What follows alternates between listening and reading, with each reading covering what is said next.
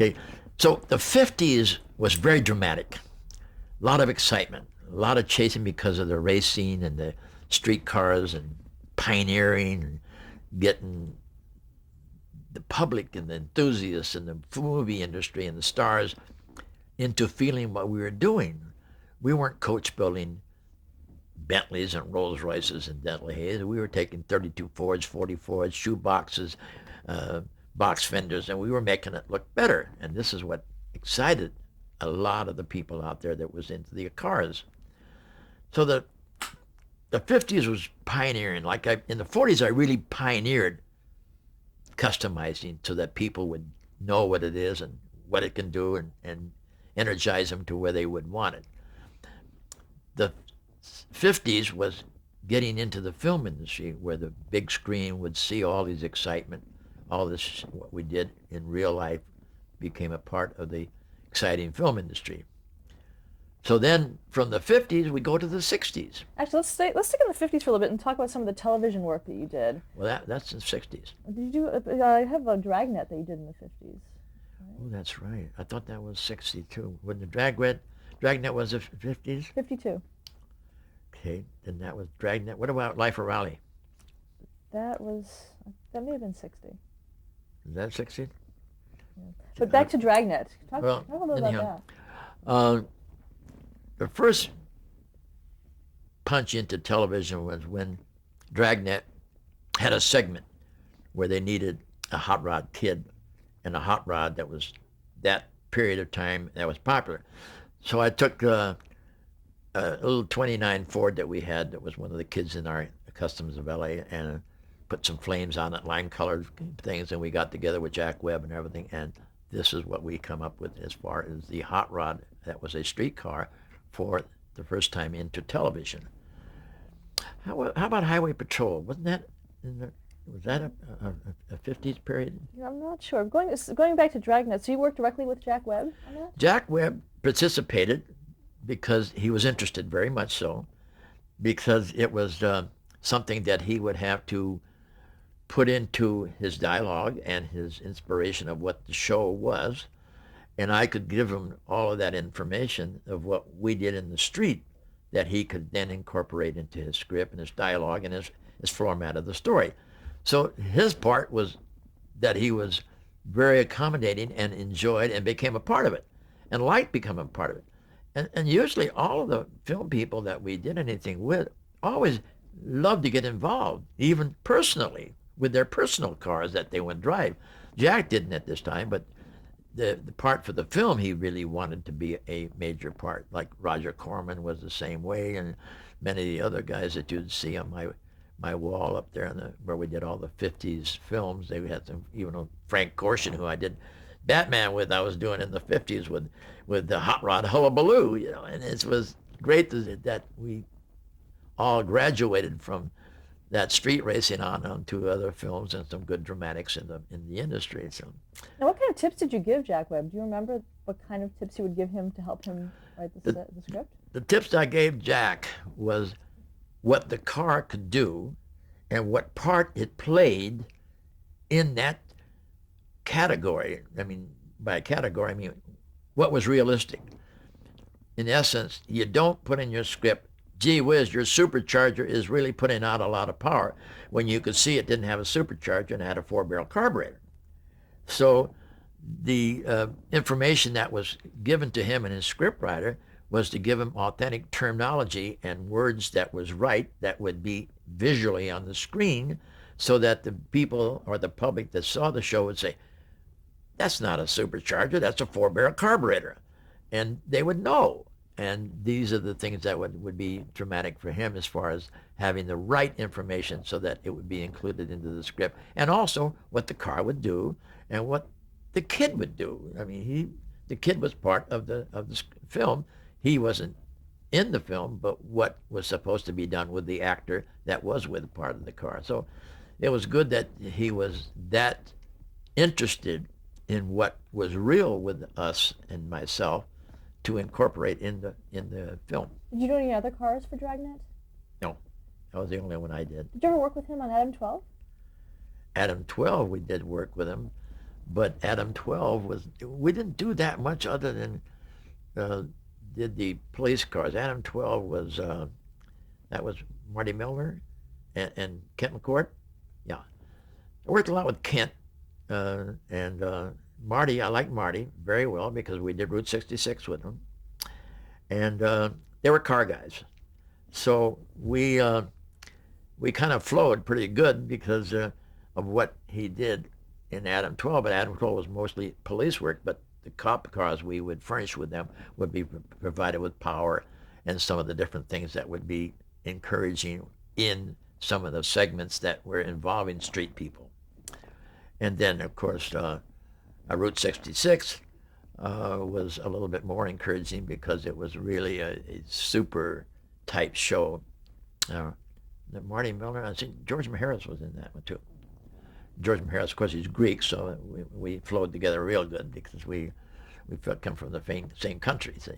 So we were able to come up with a lot of car knowledge and car experience because I would have the know-how for them that didn't know how, not because they didn't do any research and investigation. It's just that that was my world, and you do come to somebody that's had some experience to do these things, and that makes it a lot more authentic when you do the film. Because they used a Corvette, and it was a lot of fun. And I finally became the Grand Marshal of the Route 66 in San Bernardino because the song, went through San Bernardino, so San Bernardino became a focal point, and I was able to come in there with Marty and from the old days several years ago, and we were Grand Marshals, and it was good to come and see Marty because I haven't seen him in a long time, and he was really a super actor, and he did a great job, and so did Maharis.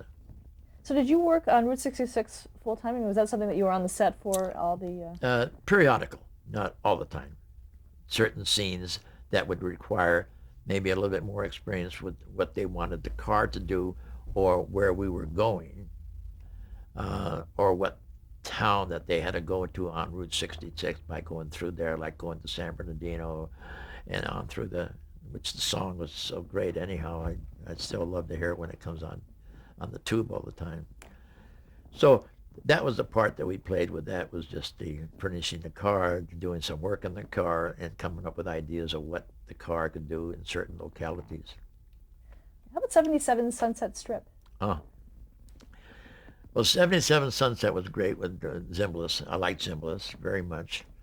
And because the concept of that show, because he had a T-Bird that he was in 77 something. Let's see, who was it that did Cookie? Ed Burns? Ed Burns. Yeah. I keep getting Dwayne Hickman with Dobie and Ed Burns. Ed was great because he was the young group of this detective group, investigation group. And what does he drive is a little T hot rod. And Norm Gaboski, who was one of our group, had this little T hot rod, which was really natural for Cookie and for Ed to be combing his hair. And this little T was a total inspiration for the whole film because the viewers just got kicked out when they could see parked on 77 Sunset Strip this little T bucket hot rod. It was just a natural with little flames coming out of it, a wild engine and pipes and wheels and big tires in the back, and it was just a natural. Probably it was a thing that did more for the show than anything because we received more. Two things we received more mail for. People that would write in, and the viewers, was the T hot rod and the Cookie comb. So when we toured the car, that we went out on various shows, of course, the big things that we were doing is we would sell combs, and we would also have the little T hot rods. Well, another thing we did in the 50s, which was interesting, when I was in the 60s. Early 60s, we were touring. In the 50s, we went to do a lot of hot rods, what was the Grand National Roadster Show. That means that was the granddaddy, the big time, if you're building hot rods, if you could win this in Oakland, California, was where the show was with Alan and Mary Sloniger. They produced it. And I joined the show in '59 with my little 22 Dodge. I won a big award, but not the Grand National. And we proceeded on into the '50s, and I ended up during that period of time to build a car that would win that big award. But in the '50s, as we grew into out of the street racing, because when Peterson brought in Hot Rod Magazine, then he brought in Kartcraft, Motor Trend, Kartcraft, which I became on the staff, and I was their photographer. And Pete and myself would go out and photograph cars ourselves with our little Rolleiflex cameras and everything. And it was kind of interesting because now here's Peterson who started this, and he was a PR runner for all the studios. And we were shooting a low slung car for the cover of Motor Trend magazine. And we had a little dachshund dog that we wanted to be low slung along with the car. But we wanted the dachshund dog to look up at the car. And that's kind of hard, you know. So here's Pete and myself. We're drawing straws to see who is going to get in the car to yell at the dog to get the dog to go in. Because luckily, I won. I was able to run the camera, and Pete had to get in behind the door, and he had to whistle at the dog so that I had to photograph him with my little Rolleiflex. And the reason why I did the photographing myself is because you've also have to feel photography of photographing a car as Peter Gowland was when he photographed women, the body, the shape. But most of the photographers that were in Hollywood at that time were Hollywood photographers, and they would concentrate on the girl by the car and forget, and they cut off a fender or cut off a bumper or something like that. And I said, well, the car is important. You know, I got to have the fender and the bumper in. So that's why we went into photography, and I had a friend at that time that really taught me how to do the right lighting. That was John Derrick. And John taught me to run the Rolleiflex, how to use the Hasselblad, what setting to do, and it was very encouraging because we remained friends forever from that instrumental learning. See? Now, visually, did that also apply to if you were filming a television show and you were on the set? Would you also be looking in the camera to make sure that they were getting the car aesthetically there too? As you gain the experience of watching what the camera was doing, and a lot of things I learned from John because he was a natural with getting the camera, and I would be able to work with the photographer as well as the cameraman and saying, well, now you got to shift a little bit over this way. You're losing the engine, you're losing the front wheel, you're getting it to where if you're gonna crop in on the actor, then you can fan in, you can come in on them, then you pull back, you can crop in on the engine, because we're talking about the engine, whether it's got a supercharger or a 4-barrel. You can pull back, you're gonna say what the car's gonna do, what you're gonna do. You're gonna smoke, good, you're gonna smoke it. Let me line lock the front brakes, get the stunt guy in there so he can push on the gas, smoke the rear tires, but he's not gonna move until he gets ready to release the line locks and go. Had some great stunt guys, great. Laufer was one, he was an early time stunt guy. Jerry Summers, Jack Gill, Joel Kramer, who turned out to be Arnold Schwarzenegger's double and stuntman. His first start of stunt work was when we did a movie called, what was that? Shit, I got it on the wall. Open that door a minute, please. Why did I? Okay, say it again. Joel Kramer was a young guy that was going with my daughter at that time, and it was a movie that I was producing called Mag Wheels, and it was about guys that were running their pickups and girls were running their vans, and they were having competition of running and competing into these races out in Indian Dunes. And little Joel Kramer was going with my daughter, and he said, I want to be a stuntman. I said, no, that's a lot of work, Joel. You haven't done it. I said, but I'll tell you, I'll start you off. I'll put you on an enduro bike. You come in Indian Dunes, you come up over the lobe, dump the bike, then we'll put my daughter there and we'll push her off into the pond, because it was a pond, and that's how he comes over the hill, hits and dumps the bike, and then we put my daughter in there, and she jumps off and goes into she's the one that gets to get into the mud and the water. But it was as if she was doing the driving scene. So he did such a good job, and look where he ended up today, one of the top stunt coordinators there was with, and so that was things that we had to do and to teach. And then I kind of liked that, but I'm getting far on beyond the time of the 50s. The Actually, let's 50s. talk about, there's a few more things that you did in the 50s I wanted to ask you about. The Many Loves of Dobie Gillis. Okay, that was in the 50s too. See, I'm forgetting about time. So you have to remind me about times, and then I can tell. Dobie Gillis, Dwayne Hickman. It was a fun shot with him because he had to have a hot rod. And I said, well, if you're going to have a hot rod, your show has got a lot of humor, a lot of character. We can't have a little 32, or we can't have a T-bucket like 77 Sunset. I'm going to give you a streamlined looking Dobie Gillis speed coupe. Little coupe, chopped with a big engine in the back, front end lowered, pontoons on the front, sickle wheels on the thing, gull-wing doors. And it was exciting for him. It wasn't a drive car. It was strictly a set car because the car was too hot and too fast for him to drive on any of the slow sets. But we had it where the illusions would do the right job by him going in and doing the spit with the car and being able to use the terminology why we had a Cadillac engine chromed in the back. It was a mid-engine car. And why we streamlined the front end because it was a speed coupe. And speed means we got to boost speed. So that's how we got into Dobie Gillis with Dwayne Hickman, which was a lot of fun to do. And now, what other ones do we think of? As you went to the 60s, you started with the Beverly Hillbillies. Well, are we pretty well through the 50s right now? Pretty much, yeah. Okay, well, let's get into the 60s then. So from the 50s, in the mid-50s, finally, Wally Parks from Peterson organization organized street racing to race out in the airstrips. So now we don't have to race in the street. We don't have to get dangerous. We can go out now, race in the airstrip, and win awards and be able to elevate our career. As the 50s got towards the end, I was in Linwood with my brother and everybody, and I met a wonderful, wonderful young girl named Shirley Nahas. And I met her.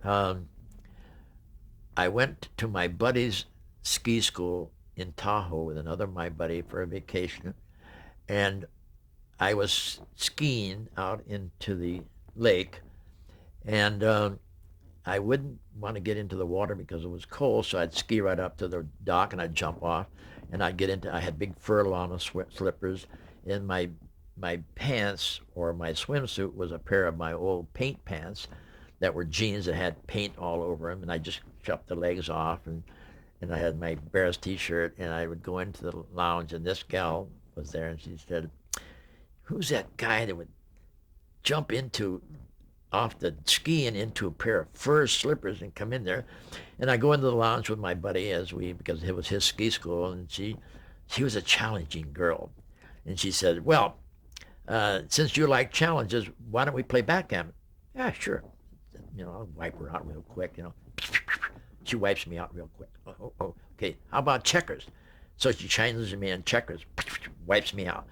Then we go to pick up sticks, still wipes me out. I mean, everything we did, she totally was a wipeout. But she was great because she worked, the whole family of hers worked in her uncle's casino, Joby's Monte Carlo up there in North Shore, Tahoe. And she would deal 21, and she would flip the cards, and she had her personality was just endless. And we kind of hooked together, and of course I give her my card, which said Hollywood producer, director. And she looks at that card and says, I said, well, if you're ever down in LA, I says, come by and see me. I'll be, so when she comes down with her cousin and everything, she says, that guy was interesting. Maybe I'll give him a call. So she gave me a call. And so we kind of hooked up together, and we really got into enjoying each other and having a relationship, which I did a lot of articles for the Peterson. That means at nighttime I would be up in my room pasting up articles and getting them ready for the next day to go into the print. And she would be there helping me paste up and do all these how-tos because I was photographing. As we did the cars, I was doing all this step by step, which was important to the publication because now the guy back in in Hoboken, New York, could customize his car because I was showing him how to do it by photography. So I set my camera up to do it all the way through because it would take a month to do a car, but we'd have to shoot it so we could do it. And the latter part of the 50s, 57, we finally, was raining one night and we're sitting there and I get a phone call and my buddy was from the police department and says, your shop is burning down. I said, yeah, Frank, that's a good idea. Now what other joke? It's not April Fool. And he says, no, George, it's burning. So I called the fire department. They said, yes, George, your shop is burning. So Shirley jumped in the car with myself, and we run down there real quick. Lo and behold, it just totally burned out our shop. We lost Jane Mansfield's car, Archie Moore's car, the president of Richfield Oil. We lost 15 cars, and no insurance. And I was very disappointed. And she gave me the spunk to say, let's build it back up. Let's start over again. It stopped. The fire stopped at one part of the shop where we were doing a car for the big Grand National show. So that must mean that they wanted me to finish the car. I finished it, and we went to the Grand National show, and we wiped them out. We got the award, and it was so good that we won the award 2 years in a row. And then I proceeded to win more of those awards in the 50s and on into the 60s, where I was the Grand National Roadster winner, along with Shirley, for 5 times in a row, which is the only person that's ever done that. So it was kind of an achievement. But the 60s came in gung-ho because now Shirley inspired me enough to say, let's build up the shop. Let's get out of here. We do a lot of work in Hollywood. Let's go to Hollywood and find a place to build up the shop. And that's where I came in 1959. I moved here to North Hollywood and bought the property here on Lankershim and Riverside. And that kind of got where we had more Hollywood people and more of the celebrities because we were now at home base. But the 60s started getting in stronger because real strong television came apart, which, of course, in 1964 was the Munsters. And to do the Munsters was a big challenge because the guy that got me involved with it was from licensing of Universal Studios. And he said, George, they got this great TV series. It's kind of a takeoff of Frankenstein, but funny and humorous. And they got an old, ugly hearse there. And he says, I don't think it's any good. He was kind of a friend. And I said, okay. I run over and I got together with Conley and Mosier. And I said, well, I like the challenge. I'd like to do it. So he says, well, what can you do? We got to film in about 4 weeks. So what you're going to do, you have to do right away. So I got together with Shirley and my artist, and we jumped into the house. And over the weekend, we drew up this design for the Munster coach, which was actually a 19-foot-long car. It had 3 Model T bodies in one, a 6-door. But I followed the theme of what the family was.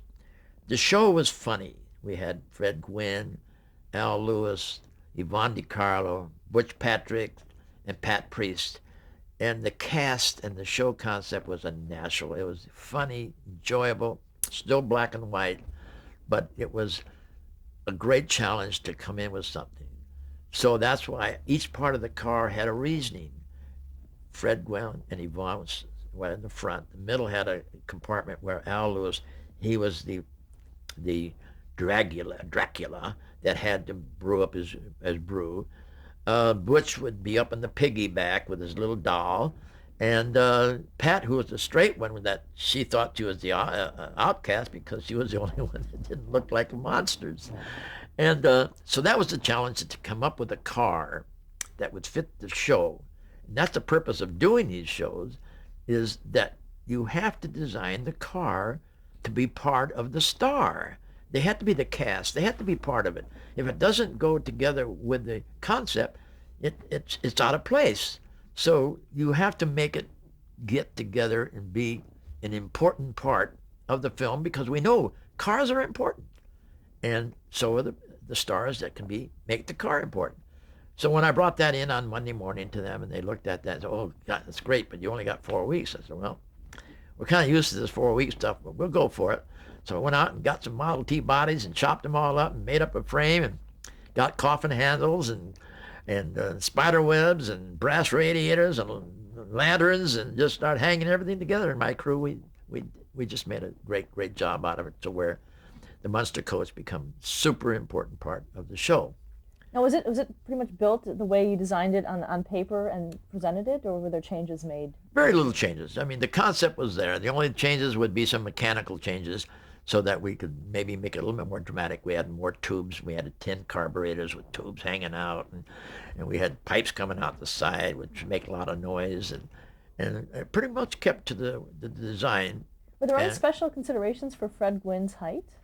Yes. Well, for Fred, of course, being as tall as he was, and then to add another 10 inches on his shoes and another 10 inches on his head, he was over 7 foot tall. He'd get in the car, no way he could sit in it. We had bucket seats and everything, so we had to have him sit on the floor. Had to take off his shoes so he could drive it, because he had to drive. We made it automatic. We had to be skull for the shifting thing. Of course, Yvonne was okay, and Al had a lot of fun in the mid compartment because Pat had all that big seat in the back, and Butch just loved it up there because he was able to wave at everybody and take his little doll and play with everything. But we did have to compensate for Fred because he was.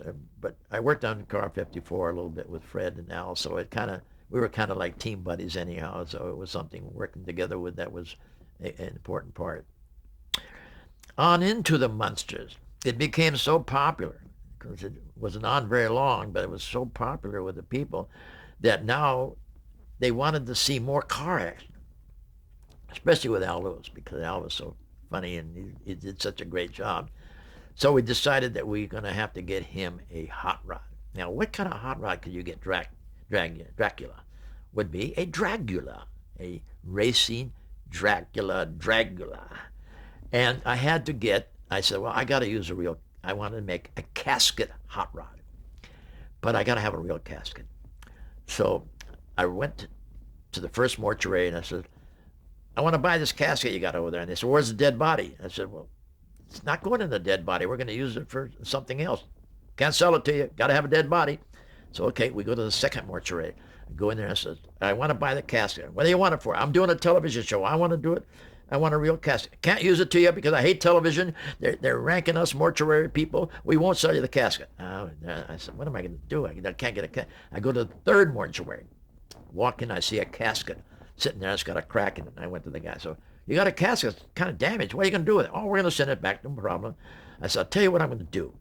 I turn him around, got an envelope. I put some cash in the envelope. And I turn him around, and I'm walking over. Come on, let's talk over here now. You know, that casket over there isn't going to do you any good. You're going to do this and do that. And as I'm talking to him, my boys pick up the casket and politely carry it out the door. For sure, we kind of stole the casket, even though I paid him for it, but I had to have a real casket. So that's the only way I could get that real casket after 3 times. So that's what made the Dragula so important, because we had the big hot engine, we had the gravestone in the front, we had the lanterns, we had a canopy that covered. Al Lewis was in there, and Al, he had a little bit of trouble getting in there because it was a racing car. It was like a dragster. Had a little bucket seat, and we had purple silk material and everything. And Al, we did some good drive scene. We had a racing scene where we had the Munster coach and the Dragula out at the drag strip, and we had to do a wheelie. The Dragula had to do a wheelie, and because my stunt guy, Jerry Summers, we showed him how to lime lock it and put the pressure on it and get the engine revving and then pop it, and then the front end would come up and then come back down. We were off. So it was fun to do all those little tricks with our stunt guys because they were so important to us, because they had ideas that they would learn as we do things, when we would have to jump and do ramps and do unique things that we were able to all educate ourselves, and they were part of the family. We wanted the cars to do things, and they also did the same thing. And as you can see, what I was building up to with the cars, that the cars also were stars.